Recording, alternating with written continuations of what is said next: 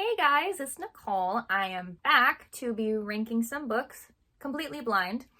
The fun part, like I said, the last video of the blind ranking system is that we get to the end and unfortunately that fifth book that we get to just gets placed wherever we are. And I think it's kind of fun. Kind of makes it a little bit interesting. So I'm going to go ahead and dive in. We have 5 books today. I have never seen the covers, never heard the titles, never read the books. This is my complete first and blind reaction to these books.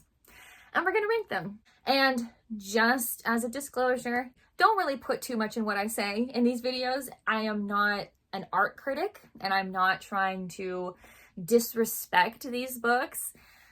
Covers are there for us to want to open the book and start reading it. So the covers are there for a reason. So let's go ahead and judge some books by their cover. Okay, so the first book here is going to be... Okay, what am I looking at? Am I looking at science? Are those beakers? No. Things for witches? Potions and spells? Okay, but then there's a lot on this cover, so we have a lot to unpack here. So the book is called Assistant to the Villain by Hannah Nicole. I'm gonna guess that the last name is pronounced Marr. Based on my knowledge of the English language, I apologize if that's not how you pronounce the name. But there is a lot here to unpack. So we've got at the top corner, there looks like apples and what look like beakers, like for a science experiment. But then there's swords and daggers. And then all other kinds of sharp weapons. And then at the bottom, okay, there's what looks like a raven or a crow holding a wand. And then a knight's helmet with arrows sticking through it. And a pile of books next to a jar of... I think it looks like a jar holding a fairy. It looks kind of bright. It looks like it's a little person with wings, so I'm going to guess it's a fairy. And then there's a, like, drawn picture of a knight, and there's X's through all of the main parts of the body, I guess, that you would be trying to hit in target practice. And it's stuck to the wall with a dagger, so...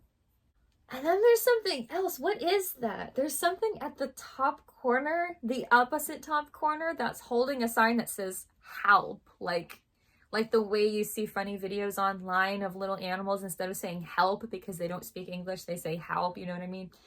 But I don't know what that is. It looks maybe like a lizard? Do you think it's a dragon? I mean, there's knights. I mean, I could see it being a dragon.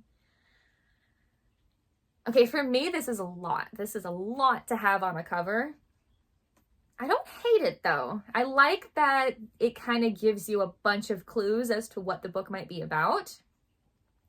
And Assistant to the Villain is a cool title. What I'm thinking is the book is completely about someone who either intentionally or intentionally is assisting the villain in their evil deeds. So that's what I'm picturing. And I don't hate that. I think that that's a really fun concept. So I'm kind of hoping that's what the book is about. And then it also says on the cover, only the good die. Feels kind of on brand for a book called Assistant to the Villain. So that feels very on brand for that. I feel pretty in the middle about this. I'm going to put this at 3. I really am. I feel like it's not my favorite cover because it has a lot going on. And then at the same time, I like that it has a lot going on because there's a lot that gives you a little bit of like insight into what the book might be about. And especially because I don't know if anyone else does this, but when I'm reading a book or something and like I read through it and I read something that's like, oh, that's on the cover. And I go, oh, that's why it's on the cover. Like I do that a lot. And so I would be doing that all over the place with this book. So I don't hate it, but it also feels really busy. So this is going to go at 3. This is going to be number 3. So our next book, it's so pretty. It's like a painting. Oh, I love art. I collect art like as like a hobby. Oh, this is so pretty. Is it watercolors? No. It looks like a painting. It looks like it was a painting and then they turned it into a book cover. I don't know if it was painted for this book or it's just a separate piece of art. I don't know it, so I don't know. But the title is Seduction Theory, which, boy, that is an intriguing title, and I am very curious to read what this book is about, so I will be looking it up after this video. And the author is Emily Adrian. There's a little review, like blurb at the top that says, nails the campus satire with savagery and grace. I like that. And so the painting makes you think of like centuries ago. This looks like a period piece, like a painting that's from, I don't know, England, France, like in like the, I don't know, 1800s, maybe. And so, but I don't know if that's when the book takes place, because maybe there's just something metaphorical or significant about the painting. So the painting has, there's a man at the bottom corner and he's looking dramatically up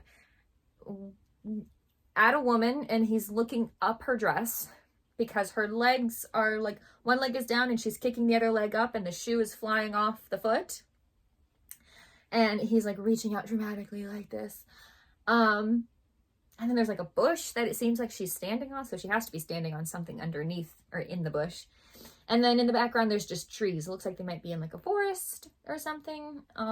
It's just those two on the cover and you don't even see the woman's face. You just see the bottom of her dress and her legs and the fact that he is definitely staring up her dress, which feels appropriate for the title, Seduction Theory. That makes sense. I feel like this has to be a comedy just for me, even if I didn't read that little blurb review at the top.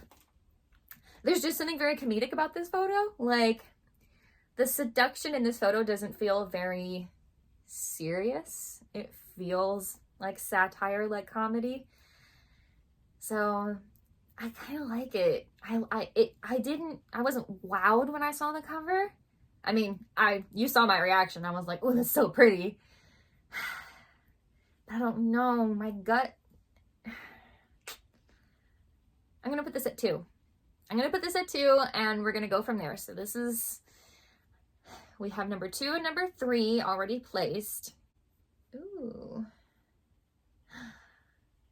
Okay. It's giving Hallmark movie. I mean, look at all those colors. It's a fall. Here's all the leaves. They're on the ground. She's wearing plaid. Very much an autumn kind of thing. I love how he's dressed all in black. It makes me think he's a very broody character. And I hope I'm correct in that because there's just something about the shape of his head that feels broody. I don't know if I can explain what that means, but hopefully you know what it means. So the book is called You Again by Kate Goldbeck. And I don't know. I'm okay with this cover. I think it's good. I love the colors. I love that you can tell it's definitely autumn, which for me, if I had to like put a meaning on it and be all like literary and deep, I'd say, oh, the changing of the seasons. Like you're transitioning from summer to winter. Maybe there's a change going on in their lives and seasons are changing for them outside of the 4 nature seasons, if I had to guess. But it looks like they're in a park on like a wide path that has benches on either side with a little fence behind it that blocks off what looks like kind of like forest, like trees on the other sides of it. And all of the trees are just orange. All not the bark, not this trunk, but the leaves are like orange, and so they've all like fallen. And then the 2 characters look very different. It also says at the top, fresh, witty, and utterly romantic. That's a quote by someone. I'd be interested in looking at the back for sure, but I don't love it. So this for me is gonna be 4. Ooh. I don't know what to think of this. This feels like the complete opposite of the first book that we ranked. The what was it? It was Assistant to the Villain, because it was so busy on the cover. This has almost nothing on the cover. This is called Do Not Disturb by Frida McFadden. And all that's on the cover is a very close-up picture that looks maybe CGI or AI generated. It doesn't look like an actual picture. It doesn't look like someone went up to it and took a photograph. But it's a very close-up picture of a doorknob with the Do Not Disturb sign on it. And that's it. But I think the thing that really gets me with this cover, that makes me kind of excited to read this possibly, is the shadows on it. So if you look closely at this, we're going to talk about shadows in the photo. The doorknob itself casts a shadow going down a specific way. But then there's another shadow that's covering part of the Do Not Disturb sign. And to me, it looks like the blade of a knife. That's what I think it looks like. I could be wrong. But Do Not Disturb, and then the possibility of a knife shadow. This is number one. Yeah. See, this is gut instinct. This is number one. I don't know what anyone else thinks about this cover. I personally really want to read this, actually. Even without reading the back of the book. There's just the knife, the Do Not Disturb, especially because you don't see the knife, you see the shadow, and it's like, does that mean anything actually happens? Does that mean it's just threats? Like, I don't know. There's a lot to ponder about from that cover, and I like that it's so up to the person looking at it. So, next cover that, once again, is gonna be number 5 on the ranking list. My apologies to this author. It's nothing personal. It's just the order in which things have happened.